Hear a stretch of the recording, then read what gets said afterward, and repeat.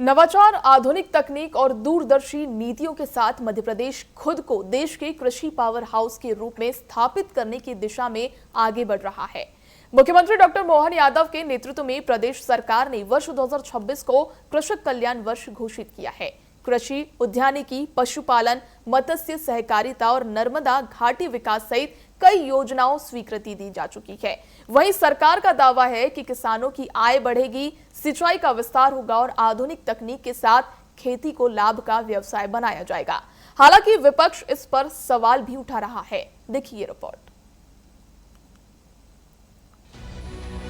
कृषि को आधुनिक, लाभकारी और टिकाऊ बनाने के लिए सरकार लगातार नई पहल कर रही है। हाल ही में निमाड़ के नागलवाड़ी में आयोजित पहली कृषि कैबिनेट में किसान हित से जुड़े बड़े फैसले लिए गए। कृषि, उद्यानिकी, पशुपालन, मत्स्य सहकारिता और नर्मदा घाटी विकास से जुड़ी 16 योजनाओं को मंजूरी दी गई। सरकार का उद्देश्य है कि परंपरागत खेती के साथ बागवानी, फलोद्यान और वैल्यू एडिशन को बढ़ावा दिया जाए ताकि किसानों की आय के नए स्रोत बन सके। निमाड़ क्षेत्र में सरदार सरोवर परियोजना से बढ़ी सिंचाई क्षमता ने भी कृषि विकास को नई गति दी है। पर जब उनने सरदार सरोवर को भी जल की राशि के लिए नर्मदा के डैम के बनने के साथ हमारे पूरे नर्मदा अंचल के अंदर सभी प्रकार की जल परियोजना पूरी हुई और ये निमाड़ का सूखा बेल्ट जहां पलायन होता था, कठिनाइयां थी, आज पूरा हरा भरा और सबसे अच्छी खेती के लिए अब ये जाना जाने लगा है। मैं बधाई देना चाहूंगा हमारे अपनी सरकार के पूर्व मुख्यमंत्री को। प्रदेश सरकार खेती को टिकाऊ बनाने के लिए जल संरक्षण और किसान सुविधा पर भी जोर दे रही है। मुख्यमंत्री डॉक्टर मोहन यादव ने जिला कलेक्टरों से संवाद कर गेहूं उपार्जन प्रक्रिया को सुचारू बनाने के निर्देश दिए हैं ताकि किसानों को भुगतान और व्यवस्थाओं में परेशानी ना हो। इसके साथ ही प्रदेश में जल गंगा संवर्धन अभियान भी शुरू किया जा रहा है। गेहूं खरीदी के लिए गेहूं के प्रोत्साहन के साथ मध्य प्रदेश का किसानों का भी और राज्य सरकार का इस भाव में आनंद है कि हम अपने किसानों के लिए जो 2585 रुपये प्रति क्विंटल भारत सरकार ने एमएसपी डिक्लेयर किया है, इस दाम को बढ़ाते हुए एमएसपी पे 40 रुपये कुंटल राज्य सरकार अपना बोनस डिक्लेयर करके 2625 रुपये कुंटल खरीदेगी। और ये भी उल्लेखनीय कि हमारे संकल्प पत्र में 2028 सरकार तक 2700 रुपये कुंटल की बात है। तो उम्मीद करेंगे धीरे धीरे करके हम निश्चित रूप से आने वाले समय में इसको क्रॉस करेंगे। हालांकि इन पहलों को लेकर विपक्ष सवाल भी उठा रहा है।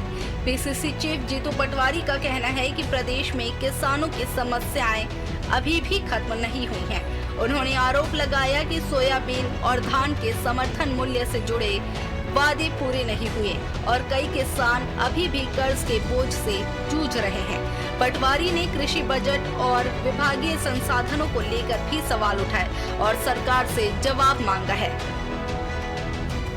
प्रदेश के किसानों को धोखा कृषि वर्ष उन्नति में कैसे मौका मिल सकता है, उसके लिए क्या कार्य योजना है।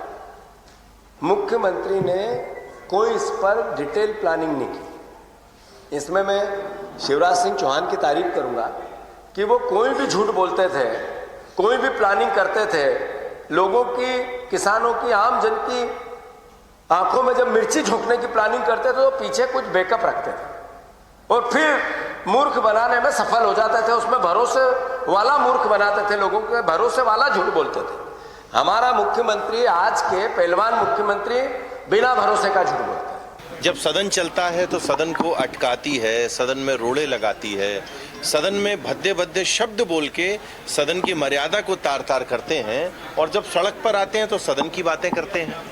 तो ये जो कांग्रेस है वो मध्य प्रदेश में अप्रासंगिक हो चुकी है। जीतू पटवारी और उमंग सिंगार की जो आपस की लड़ाई है वो आज इनके कार्यकर्ताओं में भी नजर आती है और सदन की बात सड़क पर और सड़क की बात सदन पर करती है।